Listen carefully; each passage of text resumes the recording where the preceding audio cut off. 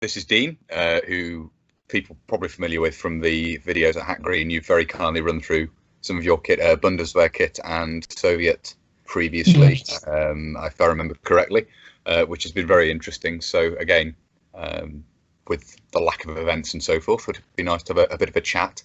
And I know you had some bits and pieces you wanted to talk about. Particularly NVA kit, I think, was something you were interested in, the East German kit. Yeah. So by all means, if you want to get into that straight away, I'd be very interested to see what you've got lined up. Yeah, so I've got in my stack of boxes, I have the box open, but I'll get it down because it makes it a lot easier. Yeah. Blumenthal trousers on, of course, which is very appropriate. Yeah, unfortunately they're BDU cut, so they're like... Yes, the modern ones. It's a nice camouflage material. So. Yeah, I feel less bad about wearing them and ruining them, so yes. I do have a genuine pair somewhere. I think they're in that wardrobe. So yes, that's a typical reaction from a collector. I think they're over there somewhere. when I moved everything in here, I did a very thorough job of putting everything in particular orders, and although it was only about 3 weeks ago, I actually can't remember what the order was. I'm pretty sure everything all of the uniforms in that one, I think, are NVA, and everything else is in that one. So that will have, that's got Soviet, Czechoslovakian, CSLA, that is, Bundeswehr, and Civil Defence, British Civil Defence Corps. Civil Defence stuff, yeah. So, I was going to say, because I know you cover quite a few different areas, obviously, so you're collecting. Yeah, so. Civil Defence is one that I've yet to actually wear, but I have. It's there. It's sort of going at the moment. Well, we'll see when the next Hack Green is on. Yeah, I'd like to bring it. That would be quite a good place for it, actually. Right. I feel like I should have thought about this a bit more, but that's all right. I will go through some of the pocket items. Yes. The East German soldier. Yeah. So I'll start with the most important one, which is something that will probably be familiar to anyone who's done any time in the army, and that's a packet of cigarettes. Yes. I've been told that's one of those things that when you ask someone, oh, what goes in this pocket of the uniform, they go, oh, cigarettes, and you go, okay, what goes in this pocket, and they go, cigarettes. So that was a must-have. They smell nice. I can't say anything other than that. I haven't opened them. No, I probably won't. They're original East German cigarettes. They are, yes. Yeah.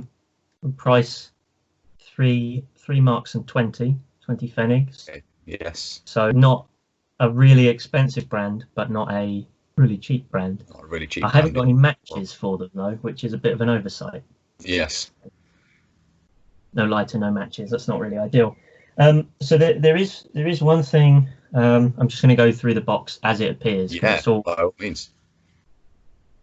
These gloves I've had for a little while. These are. Let's see if I can bring them in a bit closer.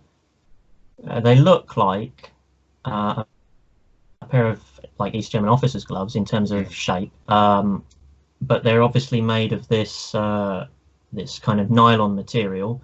They're lined in knitted fabric like the officers' gloves, and they have. Can't actually get the label out. I don't know if you can see that clearly or not, but there's an NVA and a size 12 I think, stamp. Yeah, you can see that in there. Now, I've had these for longer than the more commonly seen knitted gloves. I've only had a pair of those for about 6 months, and I've had them for longer than the officers' gloves, which again I've only had since last April. Not last April, April before last. And I used to get a lot of comments on these from NVA veterans saying, those aren't real gloves, they never wore those, those are officers' gloves. They're definitely not officers as I understand it, whether they were private purchased or not. If they were officer specific gloves, they were black. Right, okay. maybe leather, maybe vinyl. That obviously doesn't stop them wearing grey gloves, as far as I know. But I've had testimonies from a couple of people saying that these are, they're just another form of issued gloves. And I think it's one of those things where, although perhaps there was more factories producing the knitted ones at some point, someone made those. So yeah, I'm yet just to a see variation on a theme. Exactly. So that's a nice thing for anyone who's collecting. If they ever come across a pair of those and go, well, I can't have those aren't the right ones, they're not the wrong ones. So that's always nice. I've got a few little things in here. I've got a couple of pairs of East German socks which wear out really fast, unfortunately. Yeah. These ones are starting to go at the toes. I always wear these now because I can't actually find any other socks that don't kind of drive me insane when I'm wearing jackboots. I need long socks, and these are the longest ones I own. They're not the nicest socks. No. I guess.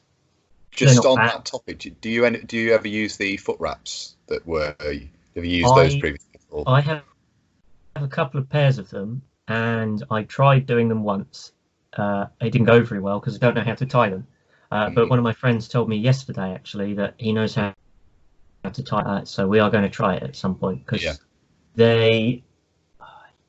It's sort of, my understanding, it's a little bit like puttees. They're supposed to provide support to the foot and the lower leg. Yeah, they kind of wrap over the foot and then tie around the ankle in some way. And they're very nice. They're very soft, kind of flannel, a bit like a polishing cloth or something like that. Yeah. So I think they'd be quite nice, and probably, obviously, with most of the living history shows being in the summer, these big thick socks are they can be kind of uncomfortable. So warm. Yeah.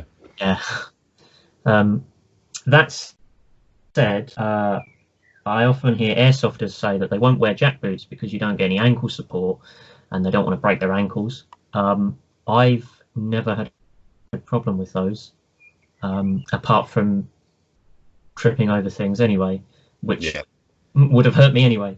I actually think that the East German officer jack boots are probably one of the most comfortable pairs of boots I actually own.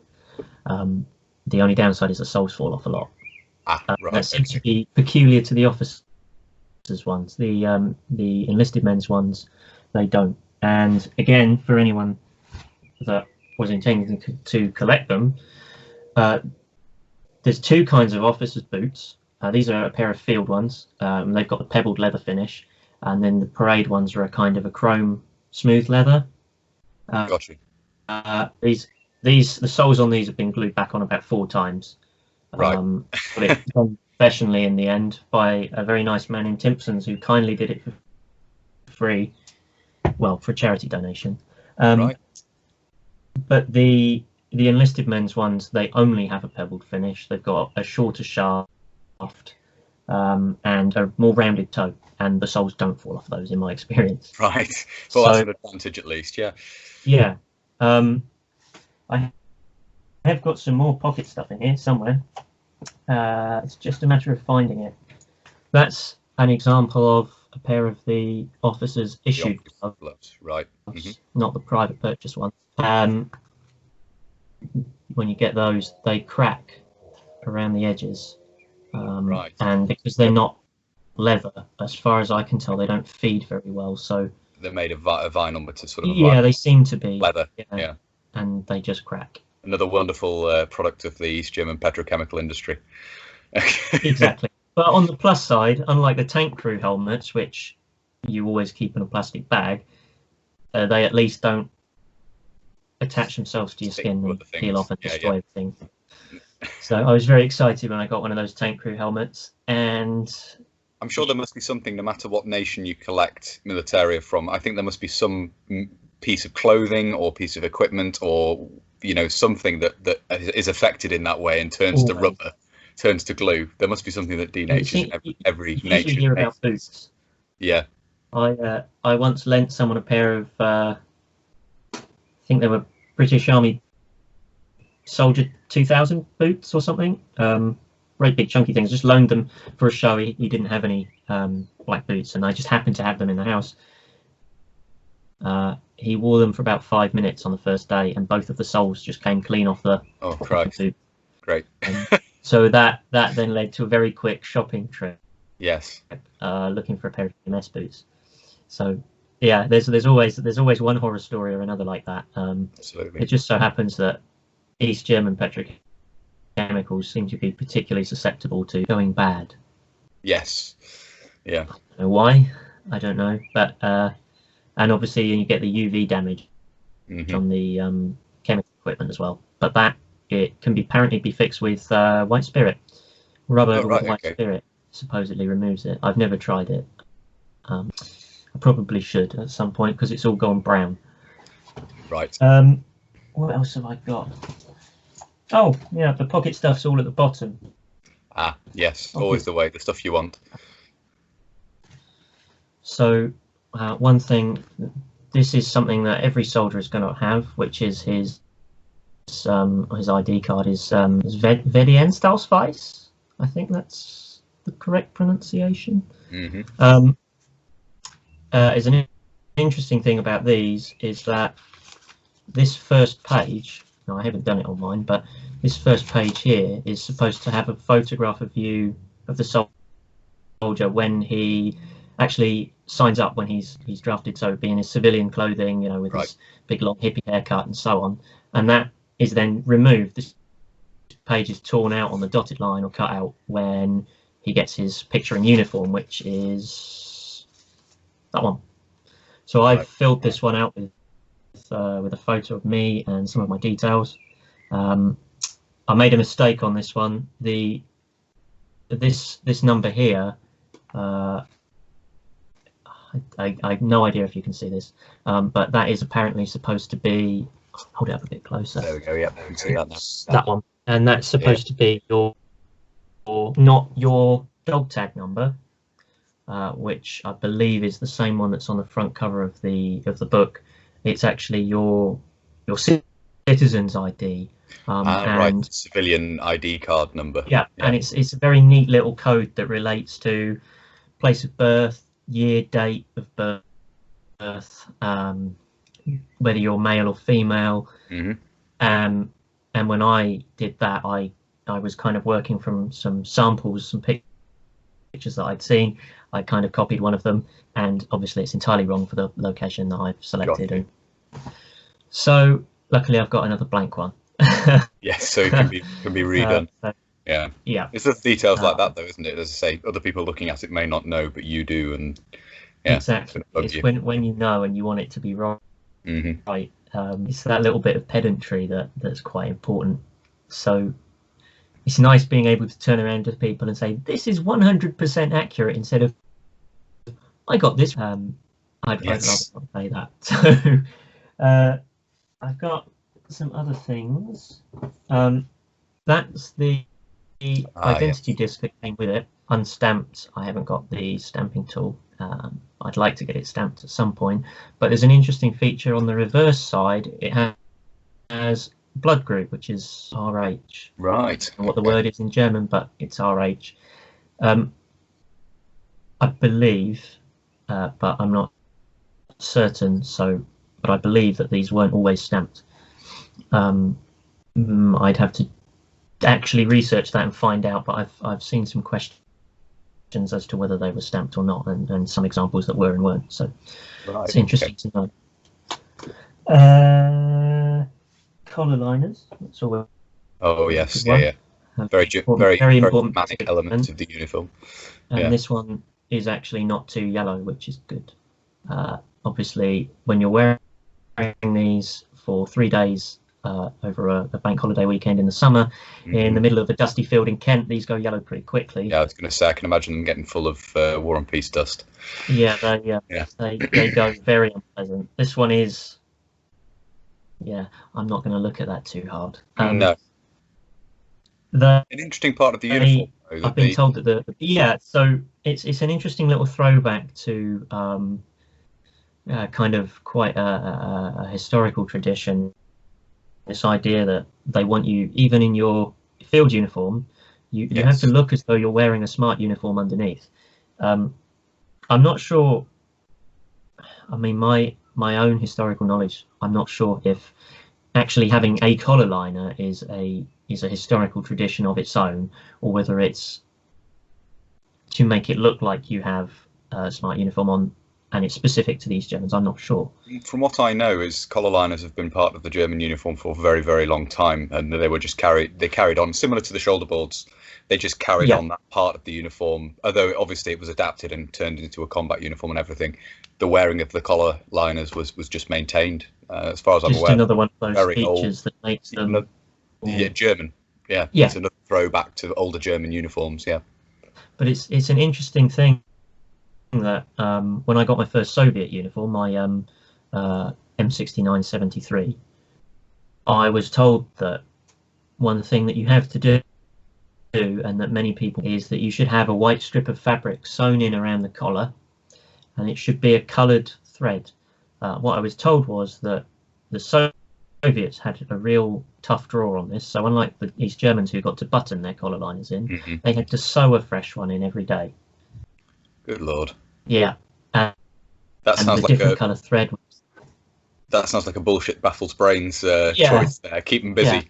Yeah. It's just, well, we could make you clean the barracks floor with a toothbrush, but hey, we'll make it harder, kind of thing. And it seems a bit mad. I'm not certain, but I have a feeling they possibly did away with that by the time they came up with the Afghan uniform, the M88, because I haven't seen any reference to it. But yeah, so the coloured thread is so that they know it's today's one. Yes. I actually made the one in my uniform out of an old T-shirt. I should probably change it, because not only is it falling out now, it looks a mess. It doesn't look a mess when you're wearing it, but when it's in the wardrobe and you get it out, it's visible in the bottom. So, yeah. So this is another one. This is another pocket one. I can't remember which leg pocket this goes in, or arm pocket for that matter. I can't remember which pocket this goes in, but this is your field. This one has got a date on it somewhere, but it's really faded. I think it's 76. Right. The little personal dressing. Individual dressing. It might not actually be that one, actually, because I have another one here, and I think I've just made a mistake. That's all right. Don't worry. Yeah. That's what we do. It's okay. No, I've lost it now. No, it's in there somewhere. This is all part of the joys of collecting. This is it. I mean, I've got these plastic boxes, which are great, but everything has to be ordered just so specifically so that it all fits in. Yeah, you get and somehow, every time I get something new, I manage to make it work. The only thing I've ever had to take out was a map case. So I've got my magazine pouch. There's an interesting couple of anecdotes with these. I've been told that obviously you would expect that the correct thing to do would be to fill it, 4 magazines full of rounds. That's what you'd think, or what I would think as someone who's not served in a military force. I mean, I understand they do some pretty weird stuff, but I've been told that, for example, if you're on guard duty, you might be issued 2 magazines, but you might only get 30 rounds of ammo. So you might have 2 half-empty mags. Don't know why. So what I've got in here is I've got 2 half-empty mags. I don't know if they're East German or not. One of them is Chinese. This one may be East German. You can tell a Chinese one because obviously they don't have this spine on the back. East German one, supposedly it's to do with the quality of the welds or letter stamps. I can't find a whole lot of clarity on it. Finish is obviously a key thing. East German rifles were blued rather than black painted, and obviously that extends to the mags as well. But they weren't the only country that did that. I believe the Romanians did. So, and obviously the Chinese ones are very similar, because I have one of those there. And that is in itself similar. what I've done here is I've based what I've filled this out with on a period photograph of a captured border guard's equipment. So he had 2 mags in his pouch. He had his yes. fork and spoon. This one gets used quite a lot. I don't actually have any other KFS sets for any nation at all, so this one gets used for everything. Something that I tend to overlook. That's all in that pocket. So I have no mags in the front pocket, and in the other side I have a packet of inert rounds.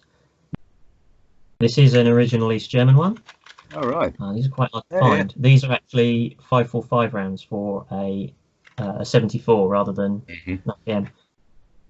I haven't been able to find an AKM one, but this kind of packet is what I'm told that they were issued tracers with. If they were given tracers rather than being given the rounds with the magazine, I get you, by the quartermaster, a packet. So it's nice to have that, and that is how ammunition would, as I understand it, have been issued if it was if they were actually in combat and they were to be issued it when leaving the transports. That's how they would get it. And so the other thing I have based on that Grenzer's equipment is the cleaning kit, which I'm keeping in the bottom of the magazine pouch. It fits in there perfectly, and he had it, so I'm rolling with it, and it gives me somewhere to keep it. And how did he end up being, how did he end up being captured, the border guard, the equipment? Do you know the story? I believe he did he jump the wire, so to speak? Yeah, he jumped the wire, basically. Kind of distracted his friend or something, and bolted. Because of course the border guards always went in groups of 2 or 3. I think usually 3. You have 2 men with rifles and 1 with an RPK, and the idea is that you know that no one of them can escape because they're always covered by the other 2. But what it takes is you know, a bit of not enough attention, or be someone who's sympathetic, and so off you go. The cleaning kit's interesting because I didn't realise this when I got it, but it actually contains a blank firing device, and I thought that the one I had was East German. I don't know if it is or not anymore because it's different to this one. All right, okay. So wrapped in brown paper, looks like it would be nice if you ate it, but when you actually get it out, it's quite a chunky piece. It's got sort of screwdriver slot on the front. Obviously restrictor down there for the actual gas, and you know, just a normal threaded nut with the little stoppers for the retention pin that the AKs have. Yeah. That would just thread on in place of the nut on the muzzle. In place of the muzzle device. Yeah. I've changed the handguard back onto the later one. I usually have an earlier handguard which looks like this on there.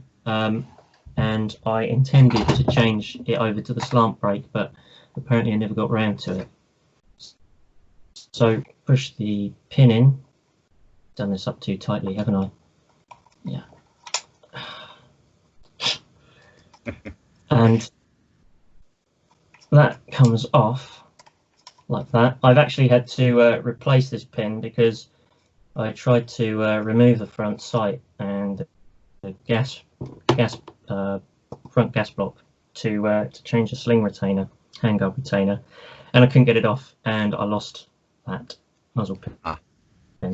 So I've had to replace that, and that wasn't fun because of course it's got a spring behind it, and if you take the pins out that hold the front sight base in place, it goes flying off into the distance, into some corner of the garage, never to be seen again. And there we go. So just like that. There it is. Intend to bring it out at shows because of course if you're doing we've done arena stuff before, and obviously we don't have blank firers, so we do it with our own DACs and things, and I always think that it's nice to have blank firing attachment, so you're making a point of saying, well, look, this is an army that didn't fight. Yes. People at shows at Living history events, they often go, why are you doing that? That's, you know, they didn't do anything. Well, you can be recreating a training exercise. Yeah. Exactly. The day that a show lets us make a petrol fire and run through it with gas masks on will be a happy day for me. I'm looking forward to that. But yeah, so that's a nice little piece to have. There's all sorts of stuff in here. I'll be honest with you, I'm not actually entirely clued up on it, all of it. But you've got attachments for your cleaning rod, for threading like I guess a bore snake or something through. You've got brushes to attach the ends of the cleaning rod, none of which fit on the end of my cleaning rod. An oil bottle, this was empty when I got it, but I filled it up. The guns tend to rust if you leave them out overnight, and obviously they get left out overnight in tents and things at shows. This is one that's out of the tube, and I get the cleaning rod out. The cleaning rod's threaded on the end, and in theory it should just put it in, but it doesn't fit. I don't know why. I guess that's the nature of my rifle, presumably. I also have seen some rifles where they don't have the head on the end with the thread hole through, but they're actually just a straight piece with threads both end, one male thread, female, so that you can attach two together. I've seen that on an RPK, and I think the intention was that then you could borrow your mate's cleaning rod, attach them together, and clean the longer barrel. Yeah, that makes a lot of sense. Yeah. It's not this lovely little thing, which has messed me up a few times airsofting because I like to leave it on. But this is just a rubber muzzle cap for the normal. Yeah.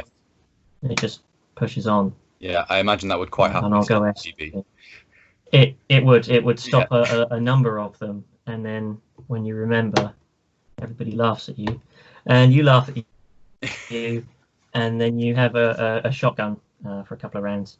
Yes. And you've even got in this essentially as good as a screwdriver, because you can slot this into slots in the container. It's interesting that they give you this just for that, because obviously in a Soviet cleaning kit this has a little cap on the end and you put all of your brushes and stuff inside, and this is the cleaning kit as well as the handle, but in this case it all comes in a pouch and you still get the container anyway. Just to make I always found that a bit it seems like, it always seems to me like you could probably, if you're going to manufacture your own, why would you not do something simpler? And yes, just as it was simple enough already, sort of thing, unless you're going to improve it, which obviously that isn't. Just a different way of doing things. It seemed very strange to me. What else have I got in here? I've got one of the most important things, which also messes me up at events a lot, which is a watch. I've got a ruler wristwatch. It does work. It doesn't keep time. I adjusted it so it does keep time, and then it didn't run. So I have a choice of fast or doesn't work, and I went for fast. Yes. It's actually started ticking again now as I've picked it up, so it's on time. But that it's not an expensive watch or anything. It's nothing particularly special, and obviously I'm not trying to be anything special. I want to kind of give an idea of what an average soldier might be, what he might wear, and that kind of thing. So again, this is kind of the right thing for me to have. A bog standard East German watch of the time. Rather than like a flashy Western digital watch or something, which isn't unreasonable at all. But I'm trying to be very average about it. So so there's that. And something that I always find I need at events is a pocket knife. And this one, nothing particularly distinctive about it. It's just a pocket knife, which is hard to close. And the only way that you can tell it's East German, I'll just turn my light around a bit. I don't know if you can see that, but it's got the recommended price mark, the EVP mark. Yes. And that's the only way that you would know. There's no made in There's no GBR manufacturing stamp, marks otherwise, yeah. just the price. Hmm. So again, that's another thing I suppose that soldier might have in his pocket, just like he might have his cigarettes. Yeah, it's not an issue item, but it's one of those things that you're kind of going to have. You definitely need to get matches. Yes, yeah. One thing that you wouldn't be permitted to have is a roll of film, because you weren't allowed to take personal photographs in the NVA. So if you see them, they were done surreptitiously. Obviously, earlier on it was fine, it was permitted, but I think after the 60s it was not permitted. Mm-hmm. This one's travelled around a bit, so it's a bit battered, but it's interesting how things changed when it ended up no longer being a volunteer force. Yeah, so there seemed to be, I guess once you're forcing things people like that. to do it, yeah, you're not going to get people who aren't volunteers aren't necessarily going to be of the same political spirit and the same. Exactly. You're going to get people who are a bit dissident in their views, perhaps in the army. Yeah. So, I mean, what's really entertaining is that it seems like, as with all of these things, once you say don't do something, it gets done anyway, and it gets done more.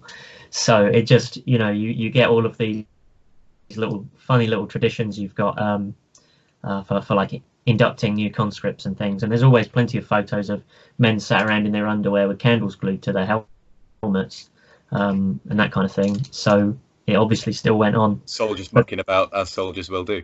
Exactly. But the real reason I have this is obviously the Grenzers themselves tended to carry cameras from time to time. So you have Grenzalf Clara, so they do photography, they do film, they do just reconnaissance generally as well. I think really I ought to have colour film, because I've never seen a black and white photograph taken by them. No. It's quite an iconic thing, though, the border troops with the cameras. I mean, it's an iconic image of the Cold War. Exactly. One thing that we like to do at events, if we're doing border guards, we're doing Grenz Troop, and we like to, and this probably looks very strange to the public when they're not clued up on it. When they take a picture, we turn and we cover our faces, or we lift our binoculars or our cameras up. Yes. I'm sure it confuses a lot of people, but it obviously entertains us thoroughly. No end. So, yes, I was going to say. Yeah. So and although we're trying to teach people about history, at the end of the day, a lot of reenactment and living history for me is about having fun. It's about getting to wear the uniforms and getting to kind of enjoy, a bit like a theatrical performance. You're playing a part, and you're playing a part to teach people something. Mm-hmm. But playing a part is fun. So well, it's interesting if you can then have a conversation with them about why you've done that. And if the person's interested, you enter a conversation about why you've done what you did, and well, this is the reasons, and the counter surveillance on the border. Then putting it in that context, it starts a conversation, doesn't it? So. Yeah, precisely. We've even had at events, we've had situations where the public path is one side of us and the portaloos are the other side of us, and people cut across the display to get to them, and then we chase after them and we shout at them, and they get very confused, and then we say, well, you see, if you'd done this in 1985, it really wouldn't have ended well for you. And they say, I just want the toilet. And it's fun for us. Yes. And you're kind of teaching someone something in a funny kind of way. What else have I got in here? I mean, obviously I have everything that I need in here, but this is another more Grenzer specific item. Mm-hmm. In terms of how I've got it set up. This is a rain cape, which I've got rolled up with two Zeltbahn 10-quarter straps to carry on the back of my belt, which was something that you often see done by Grenzers to keep them out of the rain or the snow. As I understand it, in the actual NVA, these rain capes as well as rain coats were only issued to officers. Oh, right, okay, interesting. Because the normal strict iron uniform is actually meant to be waterproof. It's treated from new, and obviously over time they wash out. So if you have one one and you'd like it to be waterproof, kind of go ahead and turtle wax it, because that's how it's supposed to be. But this is really useful because even in torrential rain, a brand new one, strict-time uniform will not keep you dry, and this will. And I have had to deploy this at Military Odyssey 2 years ago. Yes. Non-stop rain for an entire day, and I think we were one of the only displays on the row that we were on that was actually stood outside for any length of time, just standing next to the border post, getting drenched. It was really entertaining until we had to go to bed, and then it was not great. Not great. Don't really like being wet, so. Another thing we've got here is issue handkerchiefs, which come from the plastic packets that you'd have in your backpack. So they would have your foot wraps in, your handkerchiefs, change of underwear, in some cases socks. I've only had one type. There's two types, I believe, with different contents. But the ones I have had handkerchiefs, tea towels. I mean, they appear to be tea towels, rather than the brown towels that's stuck underneath something, so I can't get that. They're white and they have a blue stripe down the centre, and they are quite coarse, so I wouldn't want to use one as a towel. And foot wraps, and I can't remember what else. The handkerchiefs have been very useful to me. I obviously in life I'm a tissue user. Yes. But when you're at an event, having a handkerchief rather than having to go hunting for bog roll can be preferable, because public toilets, portaloos. Yes, to blow your nose, you don't want to be using stuff from there, really. Yeah, definitely. Exactly. If you're a hay fever sufferer, being out in a field for handkerchief in your pocket is far preferable. Yes. Exactly. You just one thing I will always recommend to people is that if they have a handkerchief, really think carefully about which pocket you put it in. If you put it in a pocket with buttons, you're going to be disappointed. If you put it in a pocket that your webbing covers, you're going to be disappointed. Trouser pockets. Keep it where you can get it. Absolutely.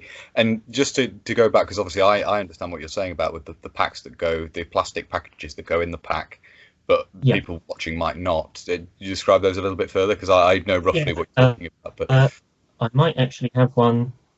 Is it in here? No, it probably in one of the drawers behind me. I have one. What it is it's a sealed, quite tough kind of a plastic, literally a plastic bag, sealed either end. It has a couple of pieces of paper like contents lists in, and what it is it's intended to go in your soldier's backpack. Now, you don't really see East German soldiers wearing backpacks. No. The reason for this is that they were actually kept in their vehicle in the BMP when they were, anytime they were off of barracks, and they had two, which can actually be hooked together, and they hang on the back of the webbing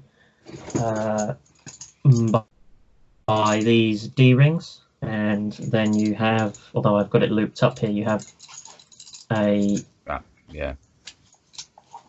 second strap which loops to the bottom of the backpack. So the idea was that you had everything you needed in terms of supplies for change of clothes and everything in your backpack. So you would have, you'd have your socks, your underwear, your blanket on one backpack, your wool blanket, and then on your other backpack you have your tent quarter, which you share with 4 other fellows, which would be very snug.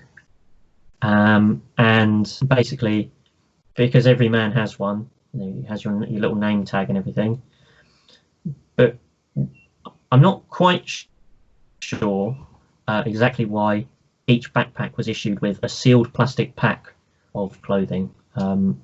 They're waterproof anyway, a lot of them. Yes. They're not all, but a lot of them have this kind of green PVC kind of liner. I'm really not sure why they were issued sealed when most other armies, as I understand, tended to issue loose items. And so but you're literally issued a set of stuff you can Yeah, get yeah, in the field if literally. you need it. Yes, I definitely have one somewhere. I just don't know where it is. This is the problem when. Don't worry, and Julie is fine. Don't worry. It could be anywhere. It could be absolutely anywhere, and I have no idea. What else have I got in here? There is something interesting in those drawers that I will show you, actually. I think it's in this one. It is in this one. Oh, I found that packet. I've found it. Ah, it's there, right? Okay, it is there. And something else interesting as well. Let's get those out.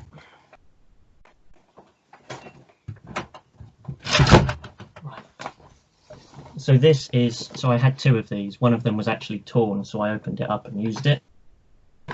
This is a sealed one. So what we've got here, put those down.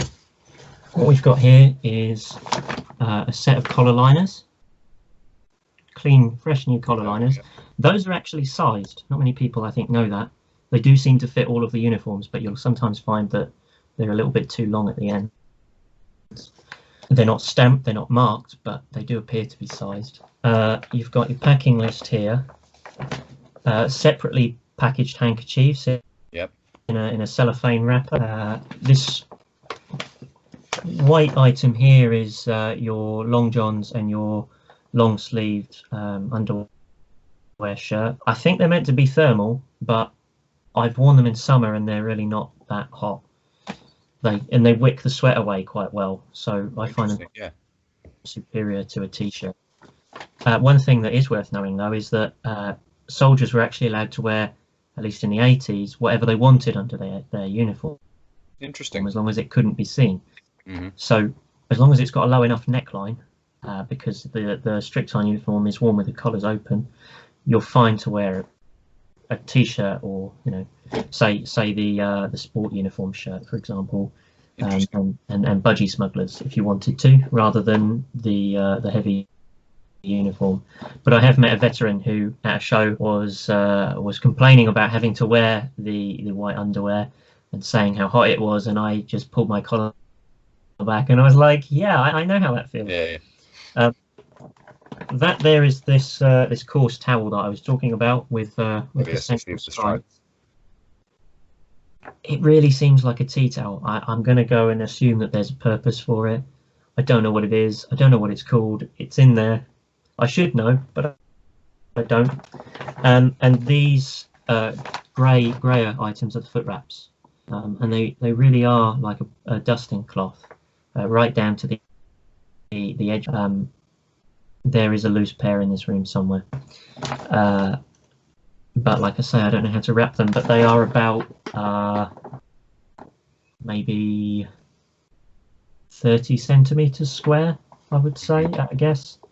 About a foot square, coincidentally. Yes. And they do wrap up over your foot. The Soviets, as I understand it, weren't issued socks at all. They were only issued foot wraps, and you can sometimes see photos of them when they've taken their boots off and their foot wraps are falling off, where they've been walking around with no boots. Which leads me on to another item, actually. These are original cardboard insoles for East German officers' boots. They've got like a fabric backing. Oh yes, yeah. And a cardboard front. And obviously I haven't used them. I took them out straight away and replaced them with modern leather insoles. But insoles are a very useful thing to have in those boots because they tend to squeak.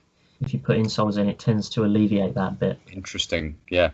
So then they sound horrible when they squeak, and it's very embarrassing if you're marching, if you're trying to march with a few other fellas and you're the one squeaking. It's not a good thing.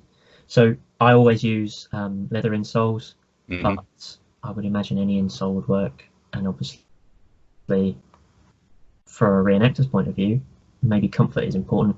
But if you really wanted to be hardcore, I guess you can just put some cardboard in your boots. Yes, I was going to say, yeah, the standard of the time, yeah. It's kind of crazy to think that they were issuing cardboard insoles when I have a pair of Bundeswehr boots, which have these huge, great big, thick foam rubber insoles. Yes. Which I would be miles more comfortable. But I think that's kind of indicative of each army's approach to its soldiers and its uniform. I think that's fair to say. One of them is about being comfortable, and one of them is about being cheap and smart. So cheap and smart it is. So this is an interesting one. This is an earlier type of shovel with a brown cover, which is, as I understand it, a Kampfgrippen one. Just been asked if I've just been gesticulated at to ask if I'd like some more tea. Sorry, that was what I was looking for. That's very acceptable. Very acceptable distraction. But yes, the brown leather, which is the Kampfgrippe colour leather. I've seen one very, very blurry photo with brown cover in use with the NVA. So until I get a black one, I'm happy with this. It is falling apart, unfortunately. The MDI stamp is actually stamped on the kind of the tie here, and it's actually been stamped halfway off of it, so you can only just see half of it. I can see, yes, half of the stamp there, and the way to recognise one of these East German shovels, I don't know if there are other manufacturers, but one of the well-known ones is the bat logo. I don't know if that shows up in that top corner. It's not focusing at present, but I don't know if there's a way of getting it to. Let's see if I can get the light on it a bit more. There we go. Yeah. So it's literally a bat, and they made all sorts of things from hurricane lamps to shovels to various bits of tin work, basically. So not just army either, for all sorts of things for export as well. It's a quite nice thing to know if you're a collector, know what to look for. Whereas the later ones, I'm not going to try and get this out because this is a new cover and it's very stiff. The later ones, there's a little bit of debate about this. Mine says made in GDR on here, like an export shovel. Yes. And it has a saw blade down one side. Some people are telling me that a proper NVA one should have no saw teeth and no made in GDR stamp. So I'm sure, because I very rarely see ones without saw teeth and without that stamp. Yes. So one day I'm sure that will be cleared up. But if that's what you're looking for, that elsewhere. Obviously, I put together a bit of NVA kit, as you may have seen in one of the videos where I compared two mannequins, and a similar things I've noticed when I've seen conversations about this is questions asked about why are all of these stamped made in GDR when all of them that you see pretty much, as you say, seem to be stamped made in GDR, and you almost wonder, was there one production line for one, or did they just churn them out and some went to the army and some went for export, I mean, my thinking would be that, you have one production line, you make hundreds and hundreds of them, and then you just put half of them in grey covers and then put half of them in a package to put on the next ship or whatever, out to Denmark or wherever you're going to buy it, because I've heard these are popular in places. On the other hand, there were bright green versions without the sawtooth. One of my friends has one of those, which I'm fairly sure were exported. So the question is definitely there, Yeah, it's an interesting one. And there's no dates on them or anything like that to determine. So that's it's odd when you consider that the sort of, because the civilian items and so forth often have the recommended state stamps and things on them, whereas but you don't actually get dates on a lot of the military kit, which is interesting. You would have thought they would. No, just as part of the administration, you would think that a stamp saying what date of manufacture would be included. All of the uniforms have a date stamp, for example. Yes. And then you look at all of the other equipment, and it might have nothing, or it had a paper tag once, but the paper and the British American shovels from the time are date stamped, so you would have thought, but it's an odd one. It's interesting, it is interesting to think that these Germans are quite. This might be generalisation, but it always seems like they're quite particular about things. They like things to be done kind of the right way. For them not to be particular about that is anachronistic almost. So I don't know why they didn't, but they didn't. Yep. What else have I got in here? I've got my officer's side gap. I tend to do, up until very recently, I was doing a career non-commissioned officer, which is Berufsunteroffizier or something like that. I mean, my German is terrible, so I wouldn't quote me on that. This one's a nice piece, actually. This one has a Mr. Hoffman's name. Again, I don't know if you can see that. Oh yes, I can see that. Yep. There at the top. This is very useful when everyone in your living history group has the same hat. Ah, yes, of course. If you've got one with a name on it, you can identify. Absolutely. So it saved me a few times. I'm very particular about my kit. I've had the same canteen, and I've used the same canteen since I got my first East German uniforms, so 4 or 5 years ago, and it's completely worn out, and it no longer hangs on the belt. The popper comes off and it falls off every time I walk, and I kept losing it, and I was quite upset because, you know, this is the one and it's lasted me all this time. And I can identify the lid by the wear pattern on it because, again, it's one of those things, everyone has the same one, they all get washed up at the same time. Well, you could always put a fresh cover on it, potentially. That's exactly what I've done. Yes. I've done that, yeah, because it also started to go rusty, and I thought, okay, I should probably look up after this more. I know it's safe, I know it's clean. Luckily, it's a plastic bottle, and that is this fella here. So you can see what I mean about the lid. It's well worn, and I like that. I'm a strong believer in obviously if you have a lot of like World War II groups and stuff, they have reproduction kit, and you'll see people on forums say you should weather that uniform. And my opinion on it is the best way to weather something is to just wear it. Obviously, this rifle is an airsoft replica, and I spent 4 years weathering this by just carrying it around, using it, and letting it get and it's worked quite well. It does have a lot of hammer marks on the front sight from trying to get that off, but that's probably to fit in with the trope for Warsaw Pact Forces. That's probably not atypical, to be honest. Yeah, I mean, if you sorry, so here's a tip. I apologise. If you're ever in need of a beer and you have an AK bayonet, you use the tip of the bayonet to lever the crimps on the edge of the cap, and then you hook the little strap hook over it, press the blade against the top, and off it comes. Excellent. Things you learn if you don't have a magazine handy, which is a far better way of opening. I can go further with that. I don't know if you probably have heard of the Israeli Galil. Yeah, they have a bottle opener. They have a bottle opener because they were using the mag lips to try and open bottles, and so they built a bottle opener into the rifle, which is just such a soldier thing. Brilliant. You know, we have to.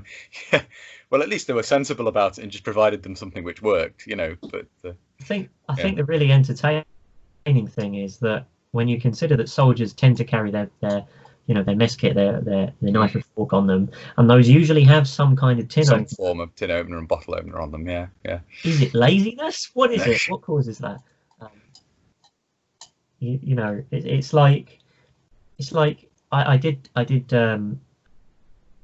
British Army for a very, very short period, and I found that you would walk around a show, and the first person you saw would say, I don't know, you're wearing your poncho roll upside down, and then the next fellow would tell you you're wearing it upside down after you'd taken your webbing apart and swapped it over, and then the next fellow would tell you that you'd wear it upside down. And soldiers are very individual about things. It's interesting that's come up on a video I made looking at British Army the Rhine in the early 1980s with the poncho, the cape carrier up above the pouches, which is quite a common.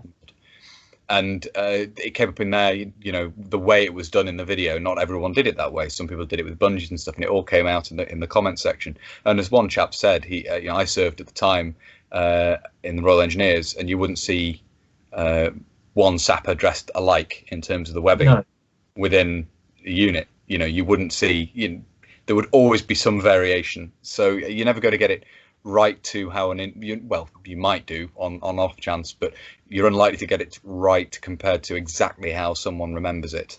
Exactly. But close, you know, and as long as you go off period, that's one of the things where as much as possible.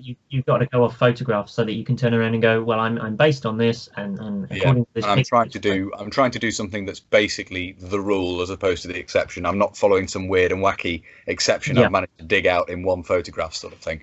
I'm trying to go off what was commonly done, or you know. So it is an interesting one, though, as you say. There's definitely a lot of different ways of doing things like that. You can find pictures of these German soldiers with a helmet cover and then a helmet nut over the top, and they can, if you really look for them, they can be regular NVA soldiers rather than special reconnaissance guys or whatever, who have a bit of a mix of paratrooper and infantry kit. But it's not normal, it's not common, it's not typical. Not a rule. Yeah. And it actually, so I don't do that because that bothers me. And it's the same reason that I almost always wear a helmet net rather than a cover, because they seem to be more, and you can pretty them up with leaves, and you can really go to town on them, and kind of model that off photographs, and I really like that. Yes. So that's something that I'm very keen on, is trying to do things. You either try and do things for me by the book, or by the photograph. Yes. And photograph is always preferred. The East Germans were obviously very strict on regulations and things, in a way that a lot of Western armies weren't. So it makes it a lot easier, because all you need to do is buy the handbook and go from that. Yes. If you're really not sure. It's a lot more prescriptive. There's a lot less leeway given. Exactly, which is why not remembering which pocket my bandage goes in is quite bad. I should definitely know that. That's something you can easily look at after the video. It's easy for things to go out of the head, isn't it? Out of the mind when you're trying to come up with them on the spot. I'm fairly certain it's one of the leg pockets. Well, put it this way: we can check afterwards, and I'll put it in a comment. I'll put it in a pinned comment of the video, so we can correct anything if it is wrong in the video. We can correct that anyway, so don't worry about it. Okay. It's cool. I actually think that I'm going to forget every one of those pocket fillers, which one goes in where, as I find them. This is a nice one. This is my helmet net. I actually found this in the pocket of one of my uniforms. A year after I bought it, I was at the pub.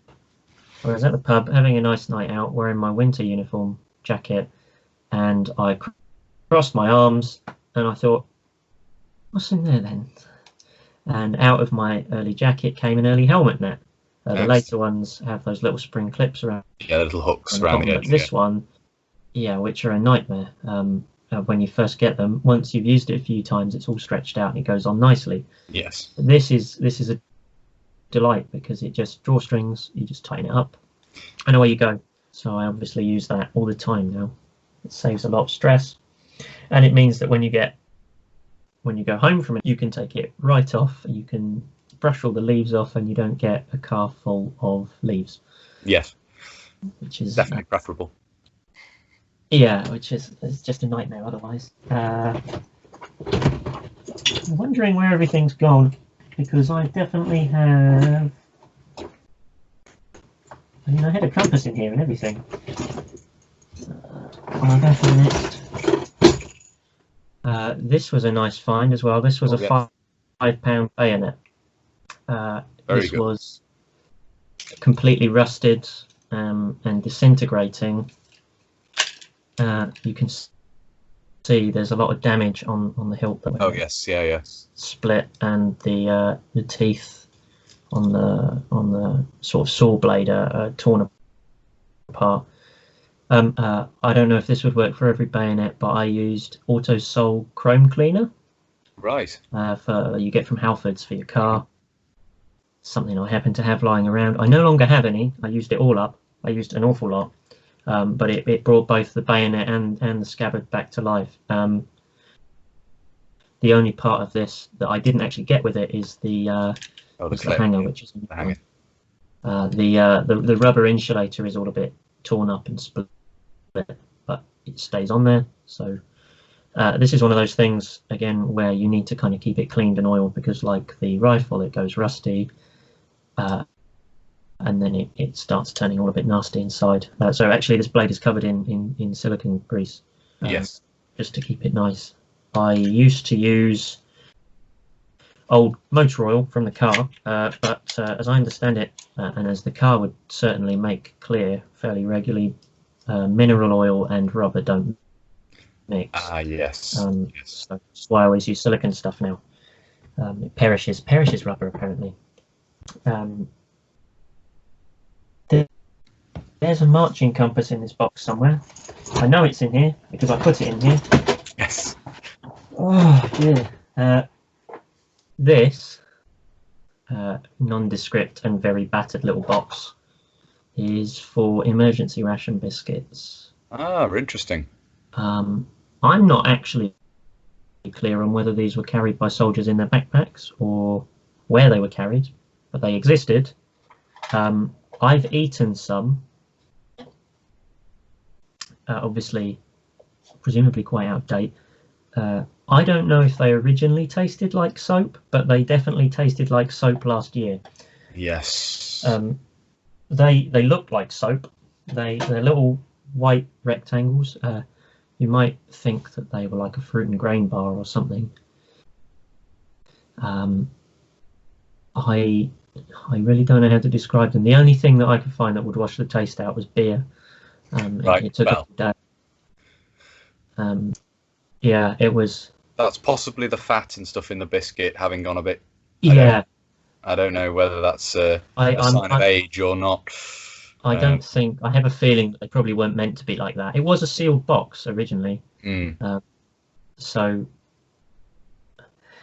I wish I knew whether they should be carried or not, because obviously I'm keeping them in this plastic box. But if they ought to go in a backpack along with the packed equipment set, they should be in there. So, and I like to try and keep one made up, packed, ready to go.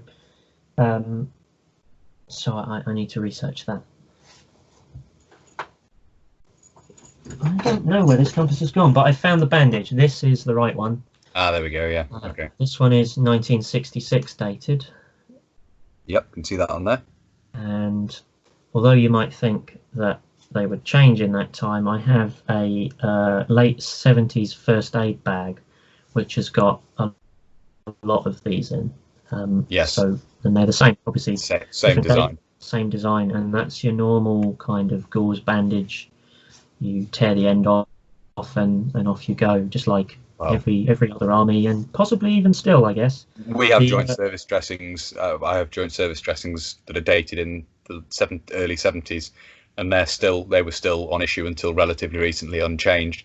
You know, if the packaging and everything works, then why would you change it? You know, and a bandage exactly. And a gauze pad is a bandage. So yeah, it's as long as it works. One thing I found an interesting comparison between that one and the Bundeswehr one that I've got, which is actually a Danish one or Dutch or something, is that is a huge flat rectangle about 20 centimeters by 10 centimeters, which fills your entire leg pocket on your moleskin trousers, and makes sitting down slightly uncomfortable, and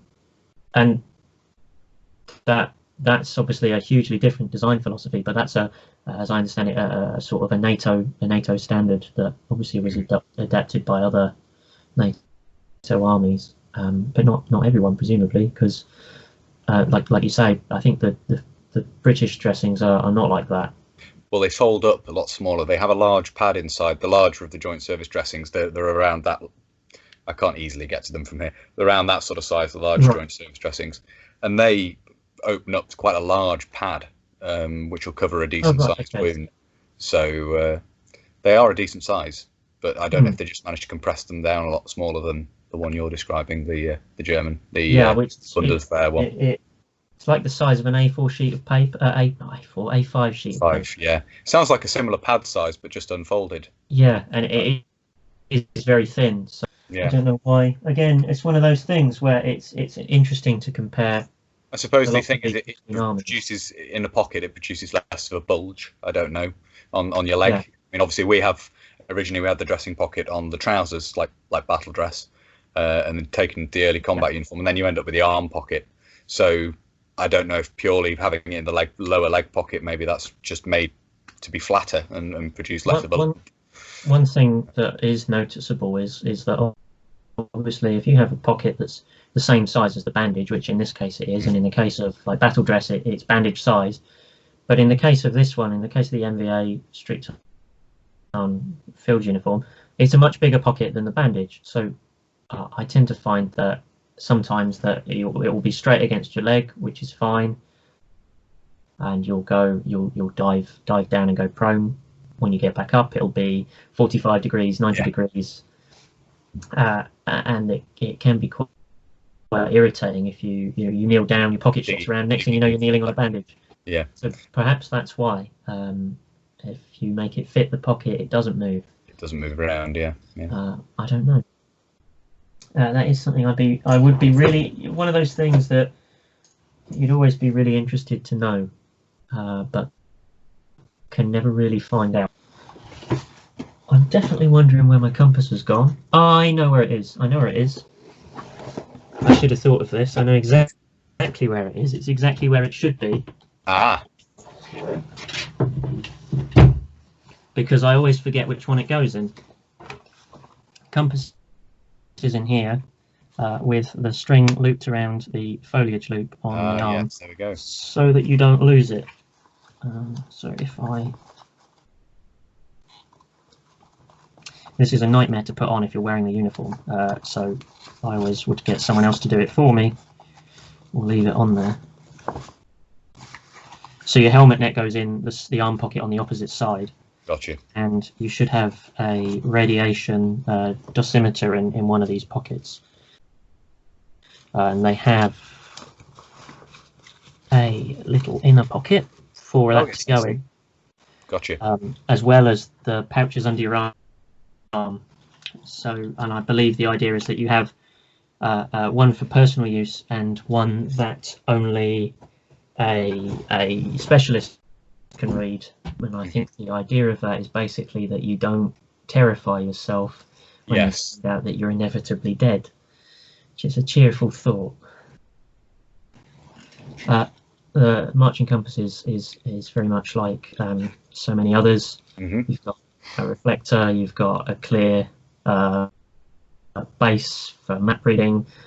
It rotates, it glows in the dark, it's got a ruler on the side. This one's actually an export one with made in GDR on the bottom, and you'll notice that this one has a W for west. Oh yes, yeah. And an E for east rather than an O. Oh yes.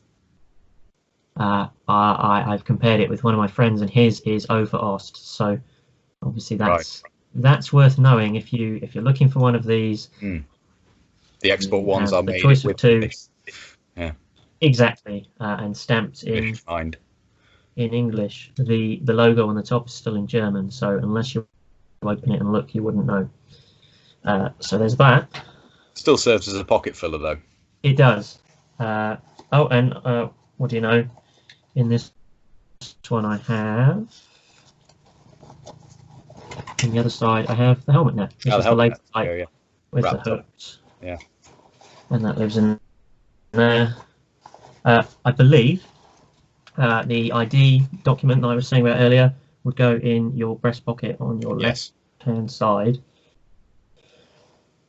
Can't remember what the right pocket is for, and I believe that your party membership book, if you have one, with the membership stamps in it, is supposed to be worn in a kind of a document carrier around the neck. Oh, interesting. I've heard that. I haven't got a confirmed source or anything, but that's what I've heard. So I think that might be what. I shouldn't have put this on the floor. That might be what this one is for. But there's also there's a clear one that I've heard about. So I'm not sure if that's right. more or less getting through it now, I think. Gas mask bag. It's always important. They look the same, but they're not all the same. There are different types of internal dividers for M10 masks with the cheek filters, and I think PBF masks, which also have cheek filters. They have a single divider in them, which contains your PVC cape and just the mask on its own. Whereas this one, if I get the strap out, this one has 3 dividers, center divider with spare lenses, which the anti-fog are lenses falling apart. Yeah, and there's 2 of those, and they're wrapped together with this cloth tape, which I should definitely fix. I'll take them out because I can't get them back in. Some of this came with this packet, with this bag, and some of it I've acquired since. I don't have a decontamination kit in here for 2 reasons. The most important reason being that if they have the chemicals in, they have all kinds of particularly unpleasant and aggressive bleaches. So if you get one, you should clean those out. You should get rid of it if it's full, and you should be very careful about it. If you've had one, you're probably aware of that. But that is a big safety warning for any collector that's looking to get one. Take extreme care because it will destroy all of your plastics. Just the fumes are supposed to be enough. I've had a Yugoslavian gas mask bag that started to turn to dust. It was just sat in the spare room in a corner. Yeah. And I picked it up after a couple of years, and it fell apart in my hand. And I asked someone about it, and he said, "Did it have a decontamination kit in it?" I said, "No." And he said, "Because that's what normally happens." So it may have had at some point in the past. Yeah, so that's one to watch out for. This is obviously Russian marked, but this is a repair kit for a chemical suit. Right. With patches, I believe. Well, it is marked in German at the bottom, actually. Oh yes, yeah, I can see. Yeah, shows you how often I take this. That lives in there. It doesn't come out. I keep that in the side as it fits better in there, but I'm not certain where it should go. So you have the PVC cape, chemical cape, which is like a giant person-sized condom with a little hole in the front for your head. I've never tried it on. I've only taken it out a few times, but it stiffens the bag up nicely. So if you haven't got one, it's worth having. You've got the chemical suit gloves. Yep. Those are the outer gloves, and I keep the inner gloves in there. A interesting anecdote about these is that I'm told that these are what were issued for the big parades in Berlin and things. Soldiers were given a pair of these to wear rather than white parade gloves, which were for units that were regularly parading. Right, yeah. Well, from a distance, for on camera from a distance, they look fine. Yeah. Yeah. They're quite nice gloves, those inner gloves. They're quite soft. They do get, they seem to get a bit powdery from the inside of the rubber gloves though, which makes them itchy. So that's everything in the front compartment. And then in the 2 back compartments, you have your mask, which is the same as a Soviet one. They weren't produced in East Germany domestically, so expect it to have Soviet markings. That's not unusual. You can tell the difference between these and civilian GP5s, which people often confuse them with. This is the Schutzmaske 41M in German terms, by the length of the smell. Yes. If it's flush, then it's a GP5. If it's not flush, it's an M41M. And as you can see, mine's gone brown. That is what you're supposed to be able to clean up with white spirits, just UV. That's the UV damage. And that's right. And apparently that's why a part of why the Russians went to a black material later, which is not UV susceptible. So it is starting to crack. So I may have to replace it at some point. canvas covered hose rather than Yes. black hose. Again, I believe the black hose is a later type, so the grey fabric one is the appropriate one. And I don't have this hooked up to the filter because, well, actually 2 reasons. I'm not too scared of the filter. No. Not going to say that it's safe, but No. But there's one very good reason I don't have it hooked up to the filter, is that if you're at a show and your display is next to the septic tank and they bring the truck along to empty it, you want to put your mask on because it really does work. But if you forget to take the plug out the bottom, yeah, it gets very unpleasant very quickly, and it gets very difficult to take the plug out very quickly. So you're better off not having the hose connected until you've remembered to take it off. yes. Yeah, so coffee can filter. There is a rectangular one as well. I'm not sure whether they were used by the East Germans or not, but this one is the one that fits this bag. So it's the one I keep in there. The bag has, does this one have it actually? Yeah, it has a foam rubber. Oh, it's just the spaces in the bottom to Yeah, lift the filter up. Yeah. a sausage. They don't stay in place, or not in mine anyway. So it lives in the bottom and it rolls around. But it has a purpose. So again, it's one of those things, if you're collecting it and you find it in there, don't throw it away. It's meant to be there. And that, I think, apart from trouser braces and webbing straps, which I probably should explain. I have 2 pairs. One of these is brand new to me and hasn't been worn yet, but this is the pair that I've had the whole time that I've been collecting. It used to be new and pristine, and now they're worn and fuzzy.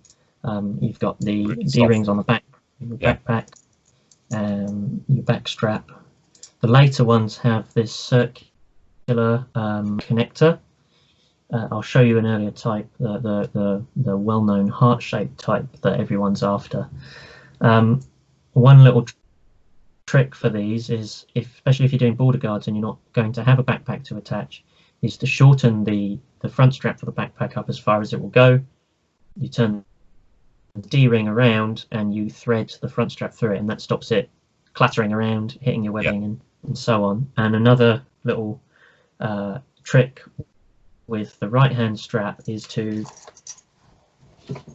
put it between the straps on your magazine pouch to prevent your magazine pouch sliding around.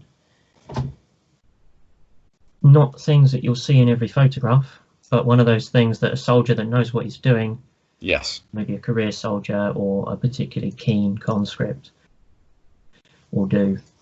There is actually, that is another little thing, another little detail for those wanting to do conscripts, is that you had an 18-month term of service, and when you were halfway through it, the tradition was that you would fold your shoulder boards in half so that the cardboard breaks, straighten them out, and you get a little crease down the centre, and that says, I've done half of my service.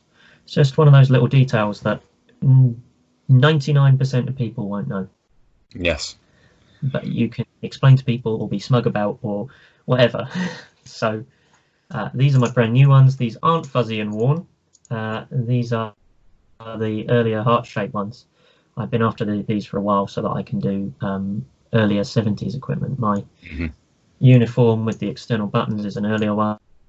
I've got the earlier shovel now. So, but otherwise, other than that, they're exactly the same. Yeah. Same attachment method. Whole thing. Belts. I'm not au fait with the really early ones, but I think anything from the late 60s onwards is the same. There's some differences in material. I've got some very soft ones. This is the one I've always had. It's very coarse and stiff material. And I mean, there's not really anything to say about it. It's a hook, and it's a loop, and it's a belt. Yeah, very simple waist belt. Yeah, it adjusts very easily, and this end always gets tangled in everything when you put it on, especially if you're a skinny guy like me, because that goes all the way around to the back, and it will unhook itself from whatever you're wearing and flap around.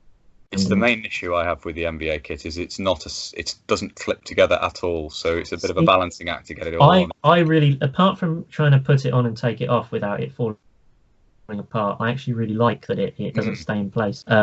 Because again, I'm a very thin guy, and I find that fixed equipment like 58 PLCE and things like that, I find it a challenge to actually get everything onto the belt. I've had that, yeah, similar.